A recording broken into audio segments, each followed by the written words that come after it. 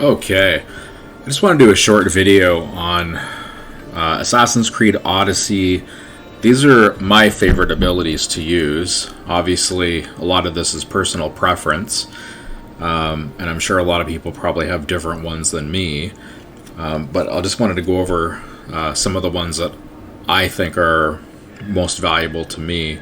As you can see, the ones in blue I haven't enabled. Some of them I have had enabled to try out in the past. I recently reset all my abilities and then just focused on maxing out the ones that I actually would use. So just starting over here with the Hunter. So I do have the shot spread of the 7 arrows. Don't use that a ton, but sometimes it can come in handy. Then there's the multi-shot, which is kind of sort of an extension of the previous one. Devastating shot. I do like this one. It can do quite a bit of damage if you have maybe just one enemy that you need to get past, or maybe it's a mercenary or a bounty hunter that you want to do a lot of damage to from a distance. And this one's it's good to max out because it actually adds quite a bit of damage, plus your headshot damage. In addition to that, on your weapons, you can also add a headshot damage increase as well with engravings. And some of the weapons actually even come with a headshot damage increase as well. Overpower, I'd say I use a fair amount. Once this is maxed out, you should be able to take out just the regular enemies, mercenaries. Not necessarily all mercenaries. Maybe some of the ones that are, if they're a couple levels lower than where you're at the time. But it does do quite a bit of damage. It does use up 3 adrenaline segments as well, so you're really only going to be able to take advantage of it once, and then you're going to have to rebuild your adrenaline in order to use it again. Taming animals. I do like this one. I do find sometimes I try to tame certain animals and it doesn't seem to work. Even if I've knocked them out with my specific arrows. You kind of go up beside them and you can tell they're still alive, but it just doesn't let you tame them. But for the most part, they're good. I would say probably my favorite ones, obviously bears can do quite a bit of damage, but I think my favorite ones would be the lynx. I just really find it entertaining when they jump on the back of an enemy and the enemy's trying to turn around and swing and try to get him off. He's got his claws just gripped right into his shoulder blades. It's pretty awesome to see. And then this one basically just gives you access to all the different types of arrows. So your paralyzing, fire, poison, and explosive.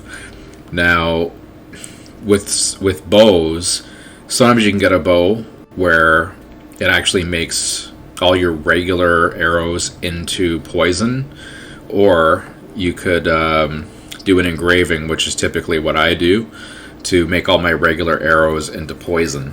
So adds a little bit more damage. And from there we've got health. So that one's really handy, especially early on in the game. Especially if you're fighting a boss, or if you're in an area, let's say you catch on fire. That's actually really good for if you're poisoned or if you catch on fire, because it actually removes that right away for you. This is just basically for weapons, so it just increases all the damage for your weapons. So it's a good one to max out almost right away.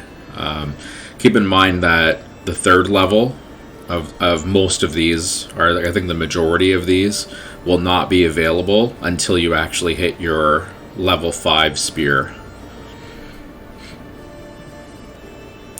Then again, related to sort of your health and just your ability to survive would be upgrading your armor. So this is 90%, so it's actually quite a bit. So that one I made sure that I upgraded fairly soon. This one I use all the time. It does vary in terms of what it looks like based on the weapon you're using. For a long time I was using the Hammer of Jason.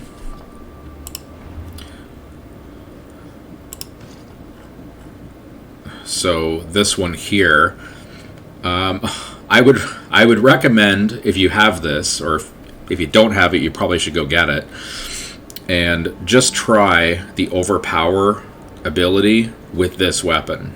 It's pretty awesome to see the animation. So I've switched over now to Mallet of Everlasting Flame. So I've been using this one for quite a while. And I find, I should point out as well, for me anyway, I find that when I do use the my current weapon or the Hammer of Jason, I can just press R, and it just seems to automatically target my enemies. Whereas if I'm using a spear, it almost feels like I have to point it in their direction in order for it to take effect.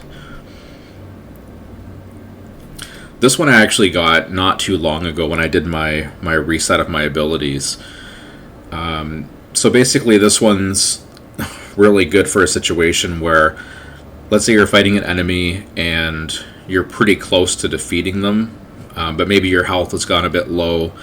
If you can enable this, then you're basically unkillable at the time, and you're going to inflict 50% more damage. So it's a good way to finish off enemies. So this one I've used a fair bit, but probably not anywhere near as much as my Overpower. This one's really good, especially early on in the game. I don't really use Knockout, although that can be useful. If you have a high level enemy and you want to knock them out, you could actually try to recruit them so that they actually go on your ship as a crew member. But mostly I just use Assassinate. So that one's really good. The more that you level it up, the more likely it is that if you sneak up behind somebody and use Assassinate, that you actually will kill them. Whereas if you have it as a lower level, you might not kill them. It might just startle them, cause some damage, then they notice that you're there, and then you have to fight them. So this is the one I probably use more than anything else.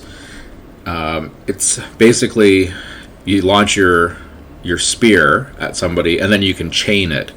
So this, you do kind of have to point in the direction of whichever enemy you want to target.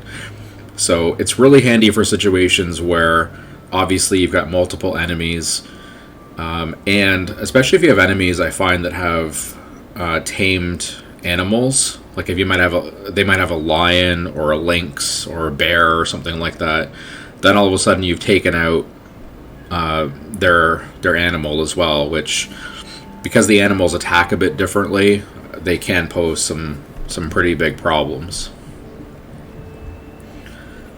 And this one's basically for the kill shot. So this one's good to have because it actually will kill your enemy. So in conjunction with this, I would really recommend getting Death Veil. What happens is, when you kill somebody, if you don't have Death Veil, their body just stays there. And if somebody walks by and sees it, all of a sudden somebody's setting off the alarm and you've got tons of people, coming to help out. You might have bounty hunters showing up, and then all of a sudden you're overwhelmed with all these enemies. So if you can get these together, then I think they make a really good pairing. And this is just sort of generic, but in situations where you might have a camp where there's a whole ton of enemies, if you do have some bushes you can hide in, then if you have this upgraded chances are they're probably not going to hear you, even if they're fairly close by. This one I use just sometimes. I find the overpower for me is better than this one, but once in a while I still use this one. Basically, it's just one strike, but it causes a lot of damage. And then lastly, my reveal secrets. So this gets upgraded. The only thing that really changes is the radius increases up to 30 meters. And the other thing it can highlight is if there's enemies around. And apart from that, that's all I have so far. I don't really plan on getting any other abilities through here. I did have the Ghost Arrows of Artemis. I didn't really find it too useful. At least I didn't really use it. So when I did my reset, I didn't re-enable it. So what I've decided to do is really focus on the ones that I have. As you can see down here, I really only have these 4. I'll talk about this later in another video, but as far as PC goes, one of the things that I find really annoying about how this is set up is I have to press my tilde key to cycle between these 2 levels. So there was a time when I had more than 4 of these mapped to keys, and some of them were down here. Problem is, you're in the middle of battle and you're switching over to your tilde key, and then you got to remember, which one do I have mapped to key number 1, 2, 3, or 4 on the second level. For me, it's perplexing why they didn't give you the option, because you do have a whole bunch of number keys.